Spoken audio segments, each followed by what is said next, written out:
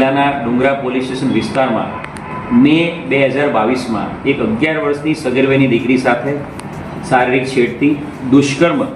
અને એના માતા પિતાને આ બનાવ બાબતે જો પોલીસને જાણ કરશે તો જાનથી મારી નાખવાની ધમકી સહિતનો એક ગુનો દાખલ કરવામાં આવ્યો હતો.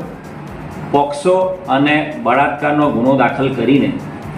આરોપી અટક કરી ફક્ત 30 દિવસના ટૂંકા ગાળામાં ચાર્જશીટ કરી દેવામાં આવ્યું હતું. જે તે સમયના પોલીસ અધિક્ષક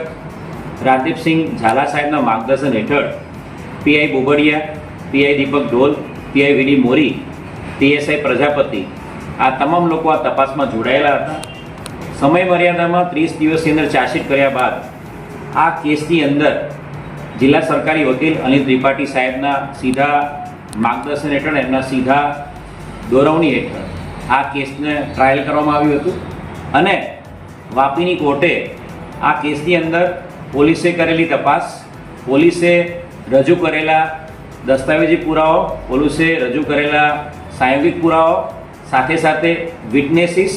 અને એ ઉપરાંત જે ફોરેન્સિક એનાલિસિસ જે રિપોર્ટ્સ છે એ એફએસએલ રિપોર્ટ્સ અને મેડિકલ ચકાસણી રિપોર્ટ્સ, આ તમામ ધ્યાને લઈને અને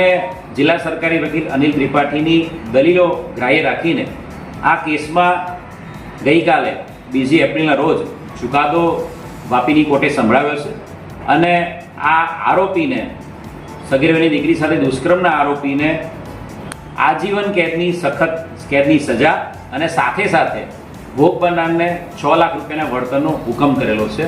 વલસાડ જિલ્લા પોલીસે વધુ એક સગીરવયની દીકરીને કોર્ટમાં ચુકાદો મેળવીને ન્યાય અપાવવામાં સફળતા મળી છે.